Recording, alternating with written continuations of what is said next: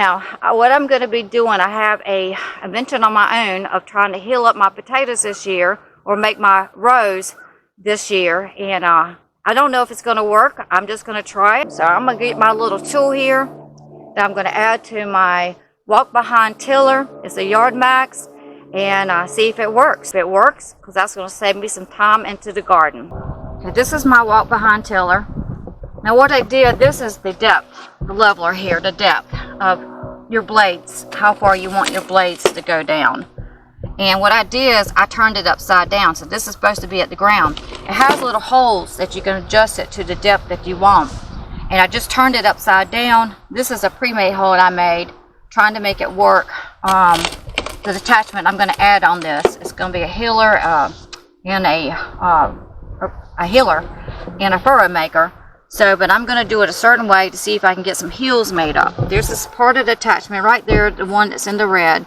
And so I already have that on, and all I got to do is attach the attachment to this and then walk behind it. And I'm only going to put a healer on one side so that I can have possibly more control. I'm just going to give it a little try and see if it works.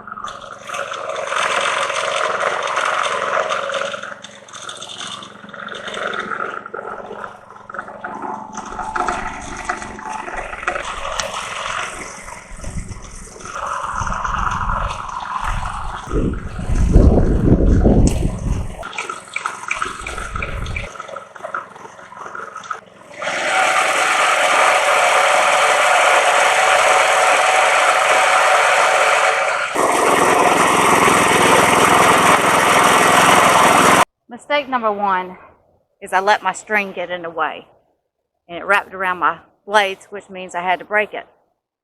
My row was pretty straight. I had it lined up with fence. Fence is pretty straight, but that was my guideline. But as I was doing it, because this is the first time I've ever done it, as I was doing it, these rows, these furrow here is a little bit more crooked than I want it to be, and they're deeper than I want it to be. So what I'm going to do is, what I'm going to have to do is I'm going to have to go back down and cover this back up, because that's a little bit deeper than I want. I think that's what I'm going to do. And then I'm just going to, if I hold the end of it up, then I can tell that I can make a furrow. I just don't let it just drag. And then I can make a furrow, and it won't be as deep, and I can put my potatoes in. So what I'm going to do is get a rake and try to cover some of this up. I notice when I come down here, I'm not really trying, but just holding it up. It made a little row, and all I had to do was just hold it up, and it will probably be the depth. Just hold it up to the depth that I want, and I think it'll work out. So if my string hadn't got, if I hadn't allowed myself to get too far over, then I think it would have worked out pretty good. I can go back in and fill it up a little bit. That's what I wanted to do. But now I don't like how crooked my row is, so I'm just going to have to straighten it out. At the very end down there, I can see how straight it is once I got that string out. I think I was watching the string too much as I watched the end of my row. So what I ended up doing, since it already had me a little row, I just took my rake right here and went on the side and raked up and made a hoe, because I really want to get these potatoes in the ground today, or get some potatoes in the ground today. And so I decided, well, I got a little row, that'll work until I get used to running it this way. But I think, you know, you got to run through trial and error. But hey, I got it a row made in no time, so I can handle that. So now what I'm going to do is try to get some potatoes and put it in this ground. So this time I went on the other side took the tiller, went on the other side with the blade, and I got a nice row right here.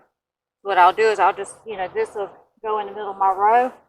I took my little stick, tried to keep my width of my rows almost 3 feet, and I like to go a little bit less than 3 feet. And I think what I'm going to do is take my stick and go down the row and measure and see if I got it pretty much straight. But I'm pretty happy with that. It didn't take no time. Super happy about it.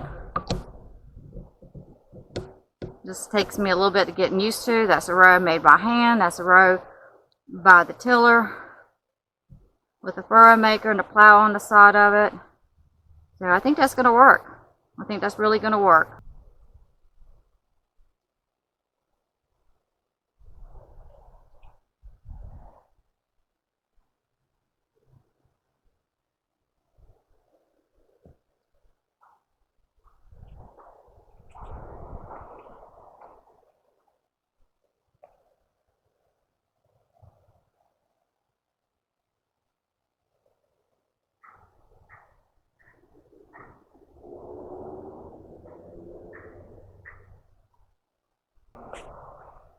So, I took my little tiller and with my attachment, my furrow heel maker, and I ran me a row. It took no time, and I came up with an idea. I think what I'm going to do is up here with this furrow right here, I'm going to go ahead and lay my fertilizer down.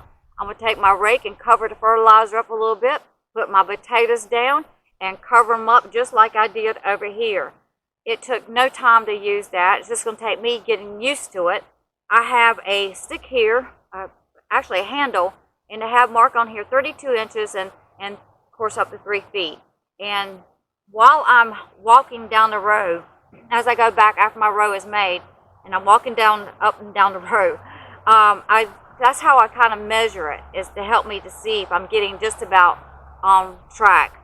I have something at the one end of the row, something at the other end of the row to give me a target to look at. And then I take this and I kind of go down to kind of see. Now, I've never had perfect rows. I don't think I ever have perfect rows. I would love to pull a string and try to get them as perfect as I can, but that's really going to take too long, and I've never seen a plant care about having a perfect row. And I don't think I've ever had a perfect row. But when you know what those plants grow, you can't even tell it. So that's what I'm going to do. I'm going to get my fertilizer, and I'm going to throw it down here and cover it up and put my potatoes in, and I'll have these bacon potatoes planted.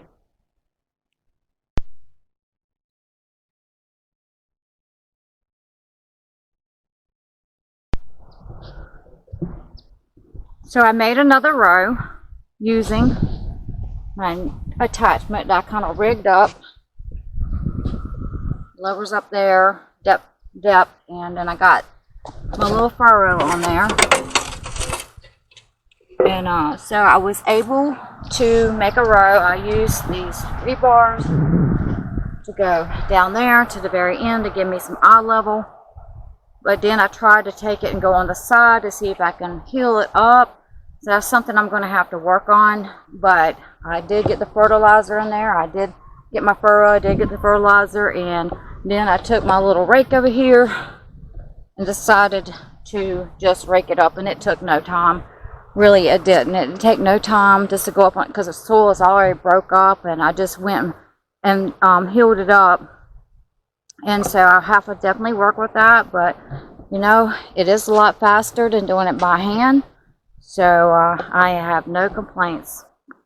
So I'm going to continue experimenting with my little attachment here and get better at it.